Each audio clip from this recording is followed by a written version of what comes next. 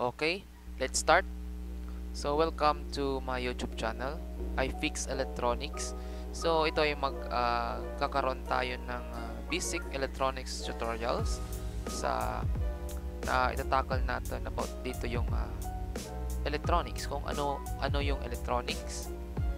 So, what define electronics? Yan, yung mga electronic devices, symbols, and uses. So, let's start. So first, what are the first thing that in our mind if we heard about electronics? So, ano nga ba yung mga bagay-bagay na iisip natin pag naririnig natin yung word, yung salitang electronics? Okay? So, 'di ba? Yung mga naiisip natin ay mga ganyan, yung maliliit na buildings sa mga electronic devices natin katulad ng television, laptop, cellphone. Ibuksan po natin yung ating mga devices or mga appliances, makikita po tayo ng ganito. Merong IC, resistor, LED, capacitors. So ayan, meron din yung through hole, THT. Yan. Ito ay surface type na mga component. Ito naman yung through hole devices. So, okay. So, yan. Yan, meron tayong resistors, IC, yan, mga capacitor, yan, diode, yan. So, yun. So, yun ang mga bagay-bagay na minsan na sumasagi sa ating mga isip. So, yan. Yung mga electronics na appliances, yun, isa rin yun. Yun itong TV na to, pagbuksan natin, meron tayong makikita ang mga electronics na mga components na minsan nung mga bata pa tayo ay masasabi natin na maliliit na buildings, 'di ba? Okay. So, yan. So, yun ang mga minsan na sumasagi sa ating isip pag naririnig natin yung electronics. Pero try natin explain kung ano nga ba yung electronics. So, okay. What is electronics? Electronics is a branch of physics and electrical engineering that deals with the emission, behavior, and effects of electron and with electronics devices. So, if we say electronics, isa po siyang branch ng physics and electrical engineering na nagdi-deals ng emission, yung pagkalikha, behavior, and effects of electron in such electronics devices, sa isang electronic devices. So, gaya ng example dito, meron tayong device, yung ating bulb, yung emission natin, yung battery, yung creation of the electrons. Okay? We have positive, negative, di ba? Yung behavior, yung flow ng electrons, kung paano siya mag-flow, yung effects ng electrons, yung effect ng electrons sa ating mga devices. Pag dumaloy ba yung electrons, anong mangyayari sa ating mga devices? Kagaya ng bulb, pag dumaloy ang ating electrons, mapapailaw niya ang ating bulb. Parang ganun. Okay? So, let's move forward. So, dito, bago tayo dumako sa mas malalim na eksplanasyon, usap-usapan muna natin yung flow of electrons. Dahil dito, kadalasan sa mga students, way back during college, nalilito ako sa pagtuturo ng aking teacher dahil hindi niya sinabi o hindi niya ipinaliwanag sa amin yung flow of electrons. So, ano nga bang mga flow of electrons? Okay? Meron tayong tinatawag na conventional flow notation or conventional flow of electrons. Dito, sinasabi na yung conventional flow of electrons, yung current is moving from positive to negative. So, ganyan yung conventional flow of current. Dito naman, sa isa, meron tayong tinatawag na electron flow of current o actual flow of electron. Dito, sinasabi niya, yung current ay moving from negative to positive. Dito, class, itong dalawang flow of electrons ay acceptable. Dahil ang explanation dito, nung hindi pa natutukoy yung actual flow of electron, which is the electron flow, ang ating mga scientists ay inaakala na yung flow ng electrons ay from positive to negative. Sa kalaunan, na-discover nila na hindi pala yung movement ng electron ay positive to negative, kundi from negative to positive. Okay? Pero ito, class, ay acceptable. Both of flow of electrons are acceptable. It is only depend sa mga nagdi-design sa atin kung ano yung susundin natin. Conventional flow ba or electron flow? Okay? So, ito ay pinapaliwanag ko lang para hindi tayo malito sa ating explanation. Along the tutorial, Basic Electronics, ang gagamitin po natin ay yung conventional flow of electronics. Hindi tayo gagamit ng electron flow. Okay? So, just to clarification lang, dahil mas sikat po yung conventional flow, kumbaga, mas gamit na gamit yung conventional flow kaysa sa electron flow. Kagaya ko, although, sabi ko nga, both flow of electrons are acceptable. Okay? Okay, let's move forward. Okay. Dumako naman tayo sa electronics components. So, ito, class, meron iba't ibang electronics component na ginagamit. Kagaya ng resistor, yan, capacitor, diode, Zener diode, transistor, diac, variable resistor, battery, LDR, fuse, DC motors, LED. So, itong mga pinapakita kong mga electronics component ay ilan lamang sa mga components na meron tayo. So, marami po at iba't ibang klase po ng mga electronics components. So, ito ay try lang natin na i-discuss yung gamit ng iilan sa mga electronics component. So, ito, mag-start tayo sa resistor. Dito nakasulat resistance, pero resistor to. Resistor, ang gamit ng resistor is to limit the flow of current. So, ito po yung resistor. Yung gamit ng resistor na to ay i-limit yung dumadaloy na currents in a particular circuitry. So, ito yung actual look ng resistor. Ito naman po yung circuit symbol. Kung makikita natin sa schematic diagram, ito po yung symbol ng resistor. Okay? So, dumako naman tayo sa electrolytic capacitor. So, ang electrolytic capacitor ay isang component na nag-i-store ng electrical energy in a smallest time. Kumbaga, nag-store siya ng charge, kagaya ng battery, kaso in a limit of time.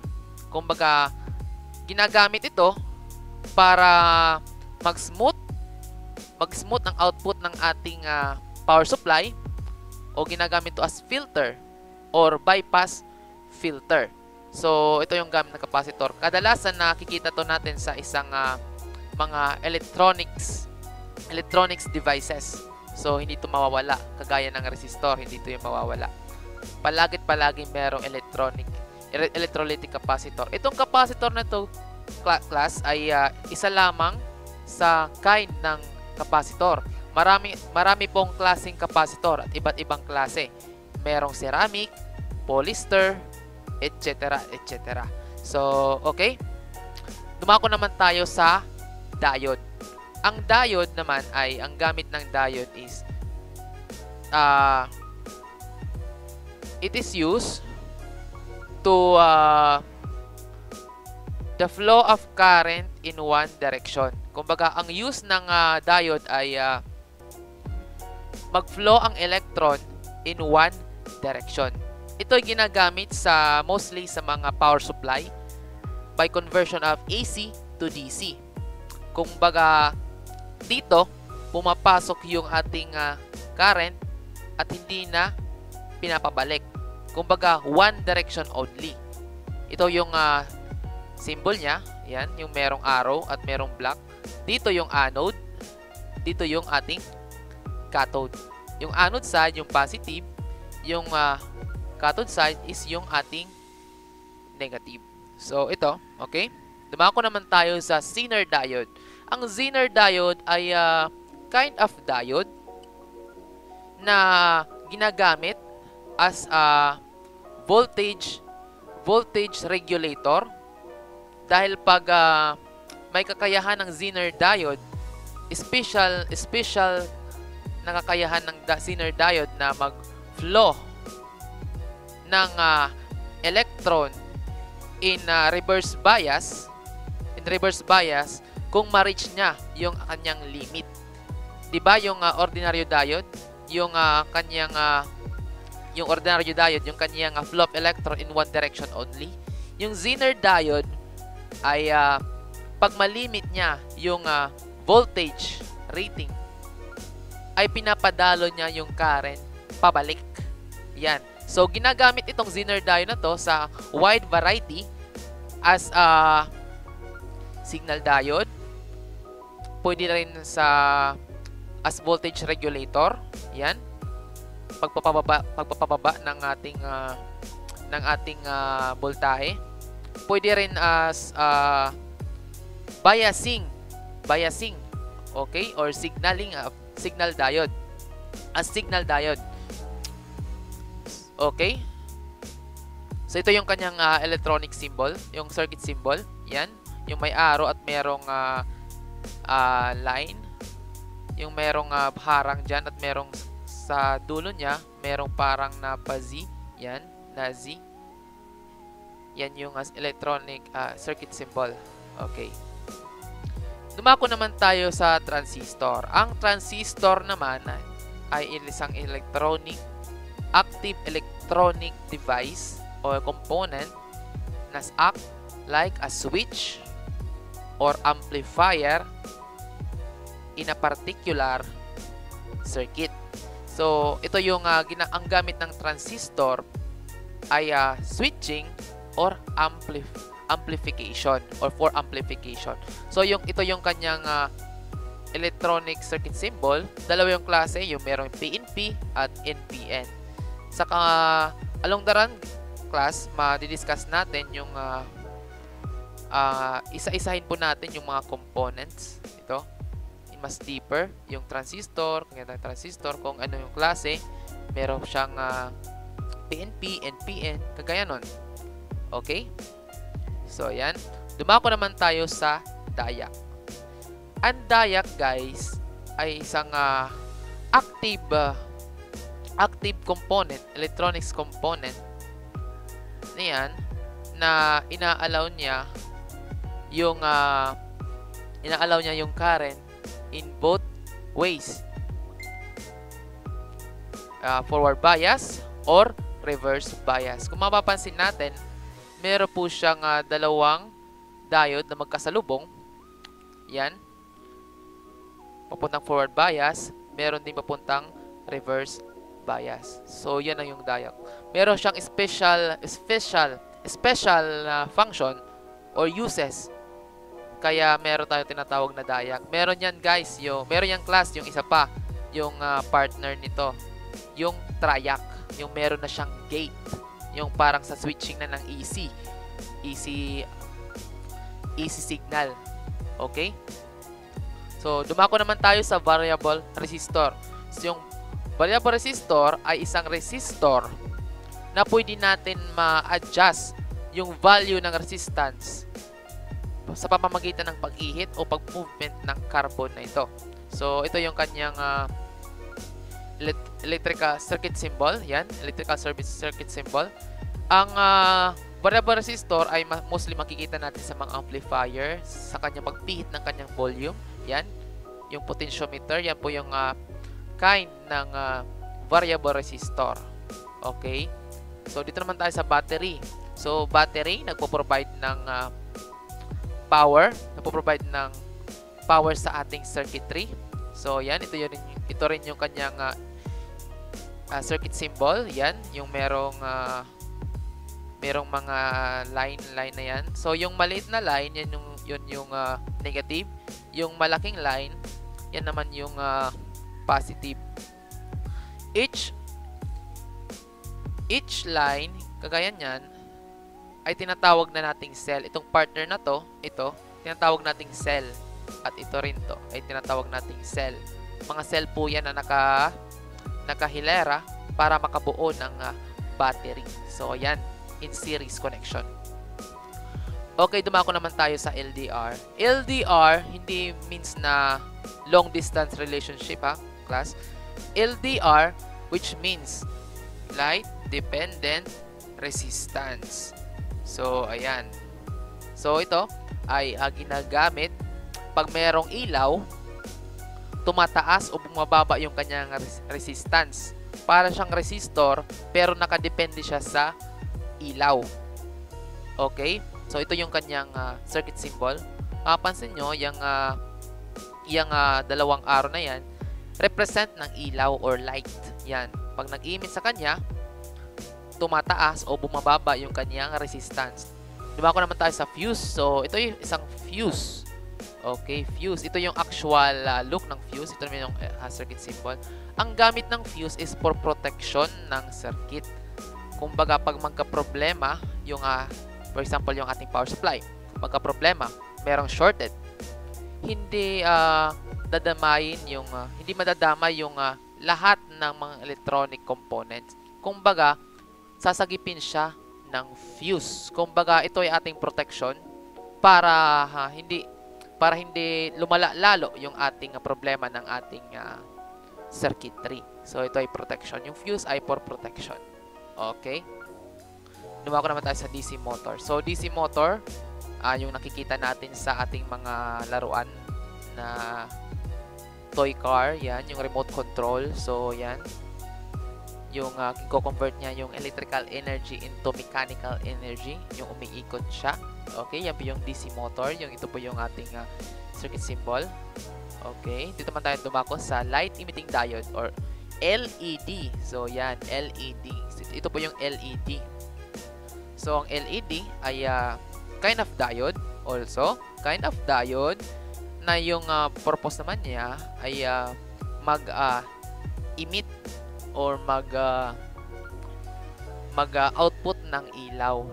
Kagaya nito, meron siyang white, meron siyang red, green, at blue. Pag makasuplayan mo siya from anode cathode ng battery, ay iilaw po siya. So, ayan po yung LED. Ito ay gamit na gamit sa mga prototype na ginagamit natin sa electronics. Okay?